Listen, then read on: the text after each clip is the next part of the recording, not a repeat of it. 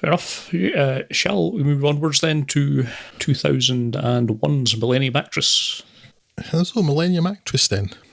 Interviewer Genya Tachibana, documenting the closure of a now-defunct movie studio, travels with his cameraman to the home of the reclusive actress Chiyoko Fujiwara, the most prominent figure associated with the studio in its heyday, who mysteriously retired from acting and went into seclusion at the end of the 1960s while still a big star.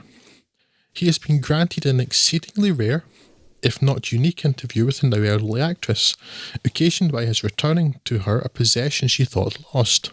A small key, precious to Chiyoko, that opens the most important thing there is, and given to her by a young painter and revolutionary during the Second Sino-Japanese War. A man who had a profound effect on her life, but whose name she never knew, and whose face she now cannot remember. This is the stepping off point for Chiyoko's recounting of her life and work to her rapt Genya. In his previous film, Satoshi Kon explored what seems to have been something that captivated, if not obsessed him: the fluidity of objective versus subjective reality, and how the two overlap and even mix, particularly when art is involved. In Perfect Blue, the protagonist's stresses and doubts caused her reality to become infected by her work, with her role and its plot seeming to echo what was happening to her in the real world.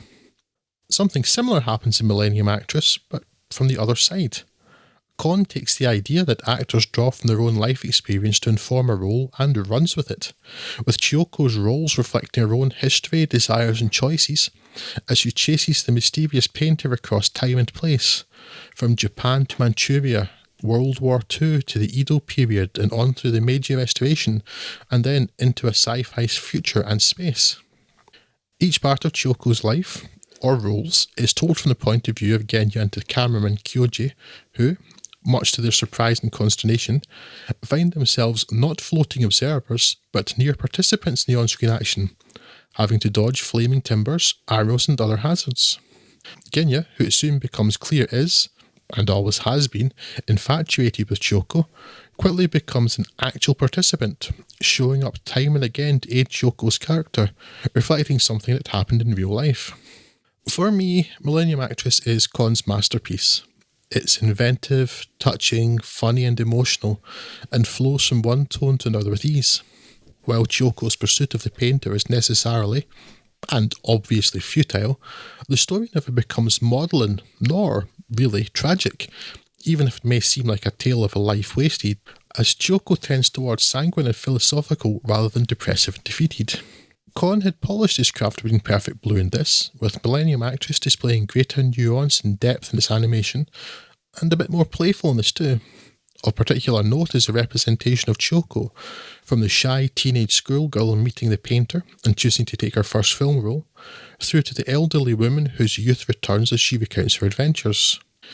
Aided by 3 different actresses voicing Chiyoko at different stages, Kon's keenly observed animation portrays aging through facial expression and physical bearing, allowing us to feel a genuine progression of an individual. In the negative, I have a handful of minor points, most of which seem to be the almost inescapable convention of the genre. For example, the cameraman is too broad and frankly cartoonish for my tastes, though his reactions and comments do provide many of the film's funniest moments, so it's clearly not a character that I'm overly bothered by. And a few too many of Genya's reactions are of that goofy, exaggerated type that bear little resemblance to anything an actual human would do. Other than that, I think Millennium Actress is superb, and I'd recommend it to almost anyone. Yeah, it's a joy, isn't it? Yes. I'm trying to think how you could describe this as someone who's not seen any of Kon's work. And the best I can come up with is if someone took Martin Scorsese and gave him, like, I don't know, Wes Anderson's stylistics and kind of got them to make an anime. And it's just it's got this lovely epic scope at the same time as being, exceedingly whimsical, but without being annoying at the same time. And does a tremendous job of, charting a character's development over it. I mean, it's obviously kind of incredibly whimsical and that kind of thing. It's certainly not going for any kind of realism other than magical realism, but it's just tremendous. Tremendously enjoyable as it goes through and unfolds as the goes through time and space, and yeah, it's just really enjoyable to watch. I can see where you're coming from with the annoyances, other than to say that I didn't find them all that annoying this time through. I think the cameraman's very funny indeed, so I can certainly let him go. Annoyance is perhaps a stronger word than I mean. Yeah. It's more just kind of that slightly aloof, vaguely bored kind of background character, just kind of so common in these things. That it just felt a bit cliche, I guess is probably a better word than annoying. But as I said, he's responsible for so many of the funniest moments that it's clearly fine. I always thought it kind of works for him because he's the one who's like least involved in the acting out story retelling, so he always has the kind of air of a kind of slightly detached, aloof outsider to it. It's the only one that's actually not getting drawn into it so much because he doesn't care as much as the one. So that's by the end though. He does. I like to bring him around. He clearly cares by the end. Yeah. Because how could you not? Yeah, it'd be very difficult to watch this and not get involved with it. Don't have an awful lot else to say, but yes, I'm to completely agree with everything you're saying. It is really, really great work. The animation and all that's fantastic. The kind of scope of it, the various different eras, all of them are really charming and very well told. And just the actual story of it, the character, maybe doesn't have a lot of narrative chops to it, but in terms of like just characterization, absolutely fantastic and highly enjoyable to kind of work your way through and go along for the ride with. Yeah, great stuff. What I do wonder about it is if I would actually get even more out of it if I knew much about the two actresses that it's based on, two real actresses.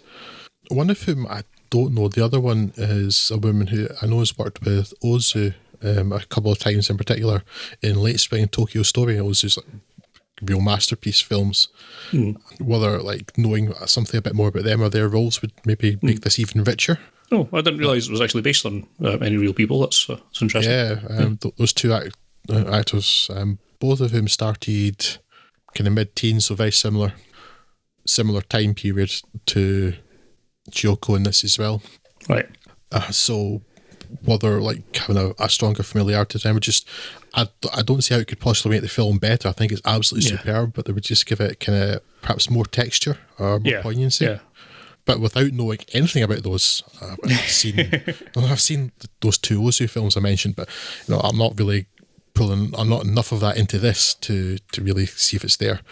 But yeah, other than that, those two films, I know nothing about them. And I enjoyed this thoroughly. So I imagine it's not necessary to do lots of research. It's just that it's interesting that it's based on real people, and I wonder if that just maybe adds some extra texture. Yes.